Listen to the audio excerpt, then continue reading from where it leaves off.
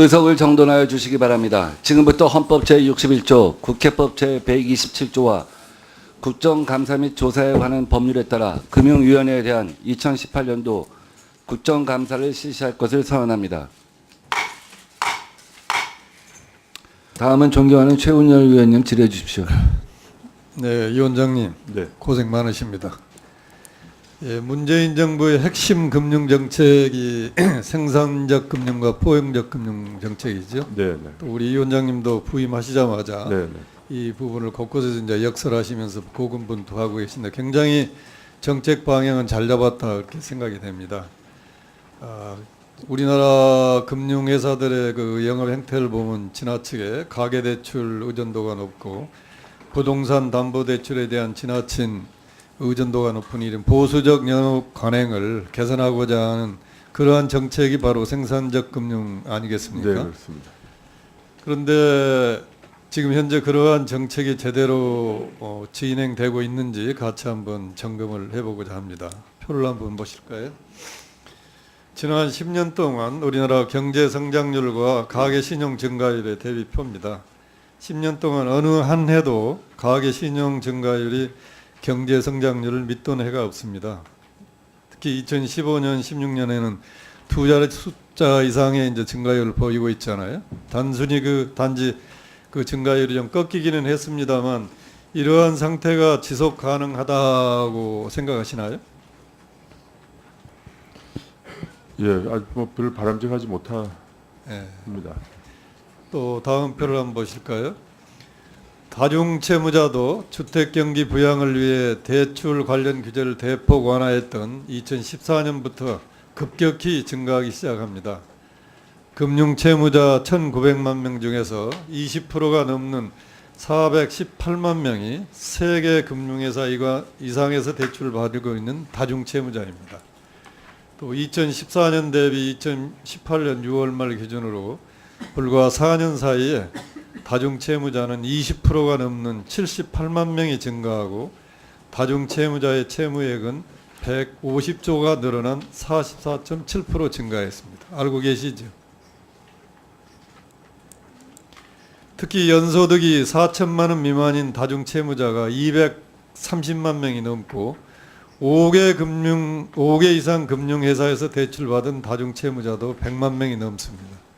이게 우리가 정의하는 한계 가구 같아요. 이게 굉장히 이제 문제가 터지면 위험한 그런 가구들이지 않겠어요? 네, 그렇습니다. 이 위원장님께서도 지난 7월 달에 은행권 기업 가계대출 실무자의 간담회에서 다중채무자 연체율이 다른 채무자에 비해 높아지고 있다고 별도의 특단의 리스크 관리를 주문하셨죠? 예, 그렇습니다.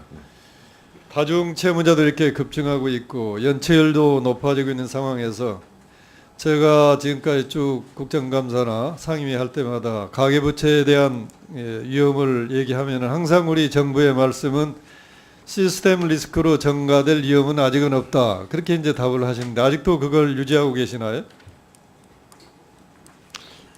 예, 그런 생각엔 변함이 없습니다만 그렇다고 해서 이게 그냥 방치해도 좋다 이렇게는 생각하지는 않습니다. 오늘 많은 의원님들이 지적하시듯이 정부는 조금 더 이제 긴장을 해야 될 시기가 점점 다가오고 있다고 저는 생각합니다. 생산적 금융의 정책 방향은 굉장히 옳았다고 생각합니다.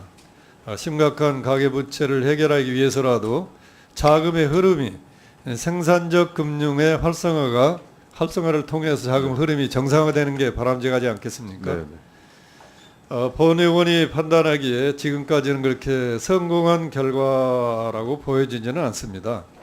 생산적 금융이란 말 그대로 생산적 부분의 금융 자본을 배분한 것인데 우리나라의 경우 경제 성장률을 뛰어넘는 가계대출의 지속적인 증가 그리고 다중채무자의 급증, 자영업자 중 임대사업자 대출의 급증 이런 것만 봐도 생산적 금융이 정말 정상적으로 작동하고 있는지에 대해서는 아직은 좀 자신감이 서지 않습니다. 작년 1년 동안 우리나라 은행들의 여신의 순증을 보니까 114조더라고요. 그 중에서 단지 10조 정도가 기업대출이고 104조가 가계대출입니다. 이건 굉장히 비정상적인 것 같습니다. 은행이 기업대출보다 가계대출에 치중하는 이유가 많이 있겠습니다만 그 중에서도 BIS 비율 산정 시 가계 대출이 기업 대출에 비해 낮은 이점 가중치를 두고 있는 것도 큰 네. 원인이라고 생각합니다. 네. 가계 대출은 지금 몇 프로 적용하고 계시죠? 가계 대출이 24%, 주택 담보 대출이 19.7%, 기업 대출이 64.7%입니다. 이런 상황이 그대로 존재하는 은행들은 기업 대출을 꺼릴 수밖에 없다. 네. 오후에 다시 계속 예, 진행하겠습니다. 그래서 의원님 마지막에 지적하신 문제들 그 BIS 비율 산정할 때의 가중치의 불균형 문제들이라든지 또 예대율 규제라든지 이런 부분에 대해서 그 인센티브와 또 그 디스인센티브를 줘가지고 좀 고치는 쪽으로 좀 해가고 있는데 아직 그렇게 뭐 뚜렷하게 실적이 안 나온 건 사실입니다. 계속해서 그 방향으로 좀 해나가고자 합니다. 그 예대율 조정하는 거 예. 금년 말부터 시행하기로 했다가 갑자기 1년을 늦췄잖아요. 예. 그 부분을 제가 질의를 하려고 하니까 예. 거기에 대한 답을 주기로 해가지고. 예.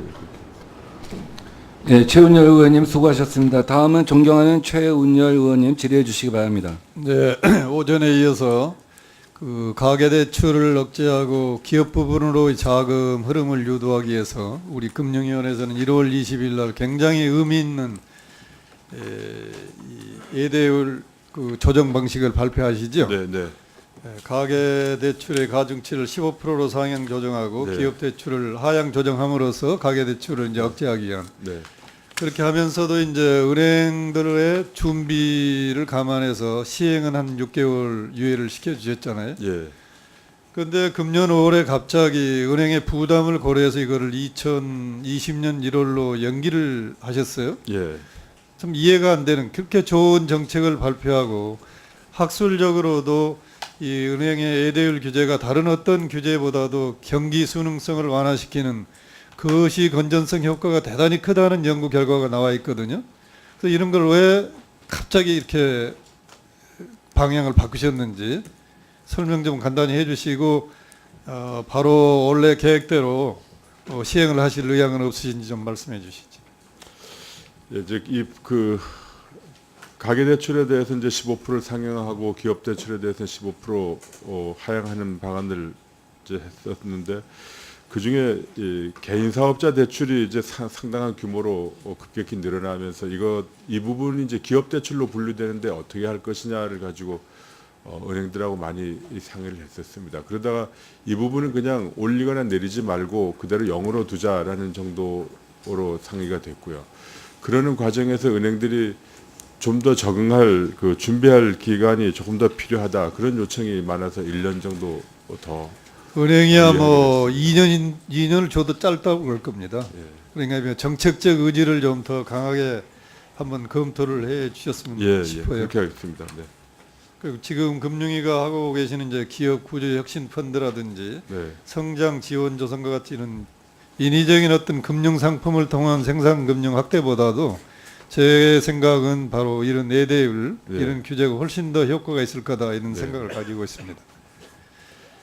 그리고 이제 여러 의원님들이 초대형 IB 관련돼서 말씀을 하셨는데 은행이 할 수 없는 이 모험 자본으로의 초대형 IB를 통해서 공급하기 위해서 초대형 IB 육성 방안도 발표하시고 그랬잖아요. 네.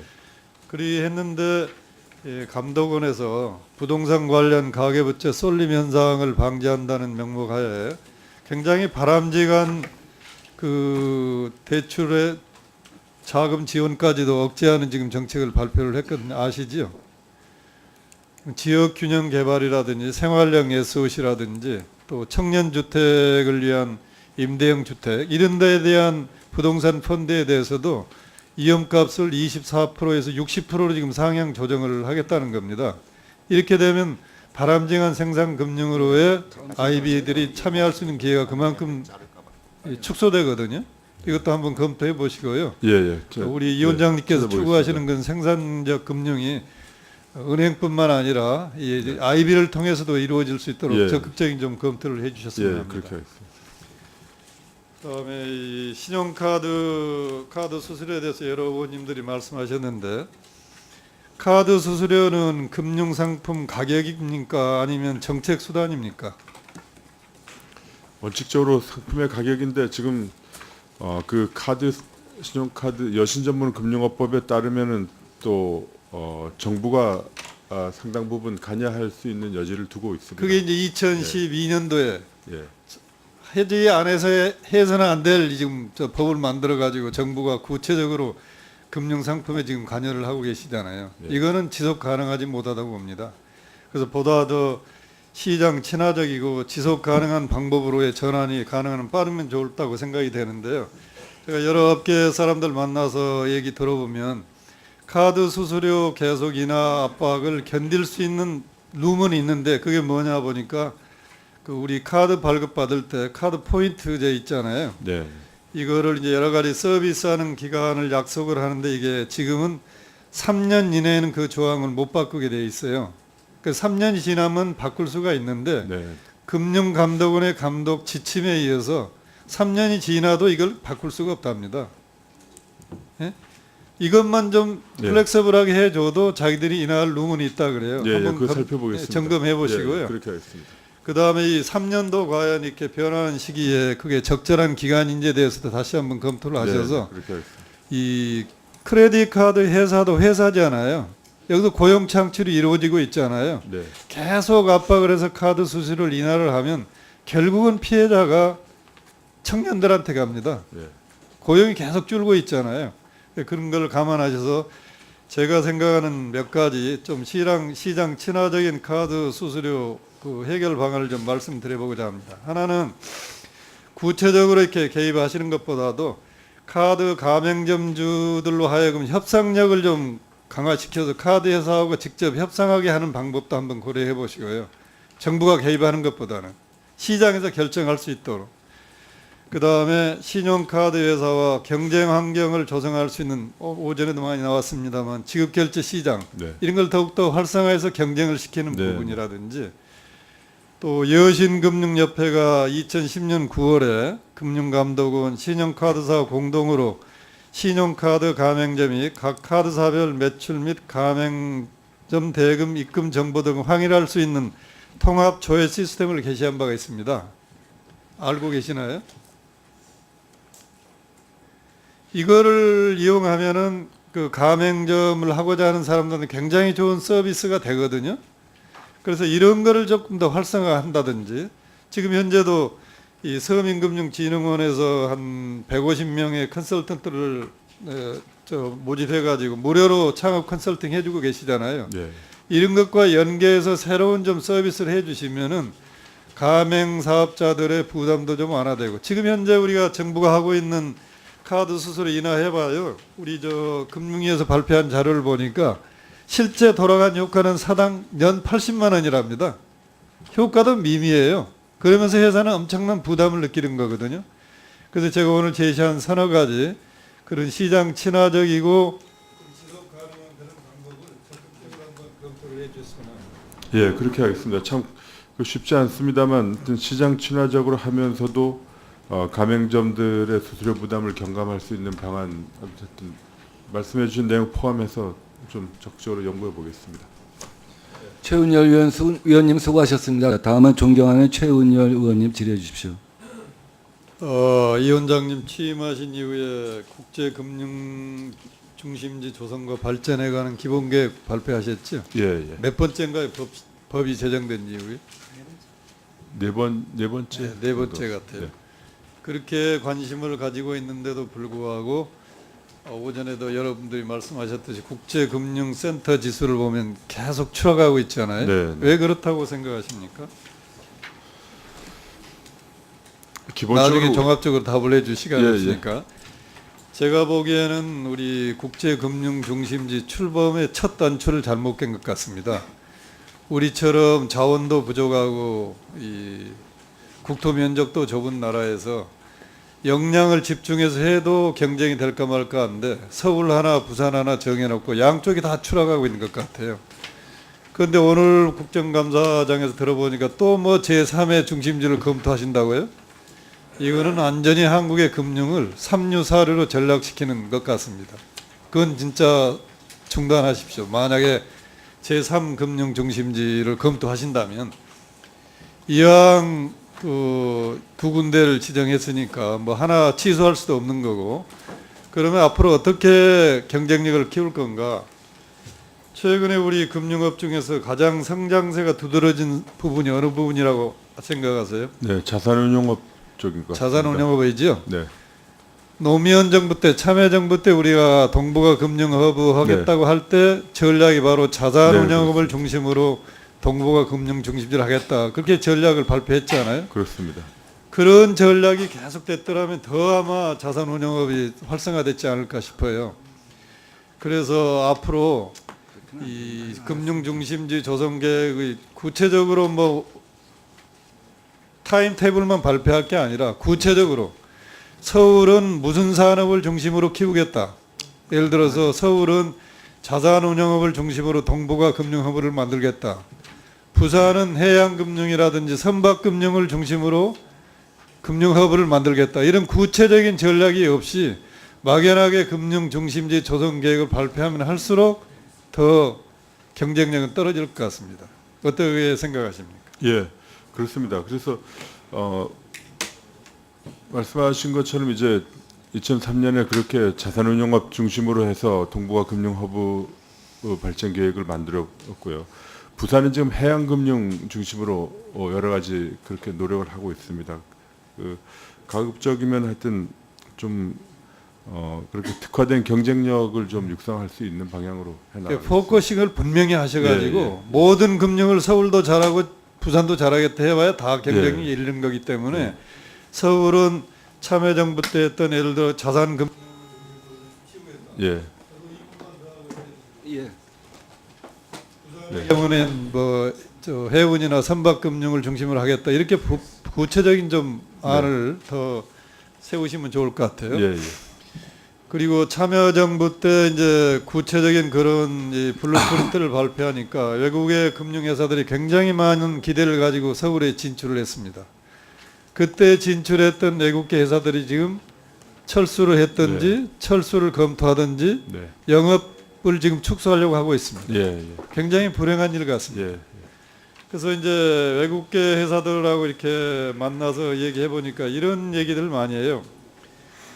현지 법인을 서울에 만들어도 우리나라 국내 기관 투자자들이 글로벌 본사에 가서 직접적으로 그 딜을 한답니다. 자기들이 활용하지도 않고. 예. 그러니까 여기에 어떤 현지 법인을 만들 인센티브가 없다. 그 다음에 국내 연기금들이 직접 해외에 나가서 또 일임 투자 계약도 하는 것 같아요. 그리고 정보 교류 차단 규제가 너무나 심하다. 이게 이제 외국계 회사들의 공통적인 특징 같습니다. 그래서 가능하면 외국계 회사들이 한국에 들어와서 현지 법인을 설립을 하면 그렇게 하도록 좀 유도를 하면 아무래도 한국에서 고급 일자리들이 창출되지 않겠습니까? 예. 앞으로 좀 그렇게 정책을 가지고 가실 계획이 있으신가요? 예, 그 현지 법인을 놔두고 본사와 직접 한다는 것은 저도 처음 듣습니다만 이 부분 뭐 저희가 좀 혹시 이렇게 얘기할 수 있는지 보겠습니다. 그리고 정보교류 차단 문제 같은 그런 규제는 좀 과감하게 풀려고 네. 지금 기왕에 발표한 대책에도 들어가 있습니다. 우리 저 이 원장님이 이제 국제금융도 오래 하시고 그랬기 예. 때문에 이 부분은 잘 아시잖아요. 예. 정말 획기적으로 외국계 회사들이 정말 한국에 진출하고 싶다 그런 생각을 갖도록 분위기를 좀 만들어 주십시오. 예, 노력하겠습니다. 예. 최은열 의원님 수고하셨습니다.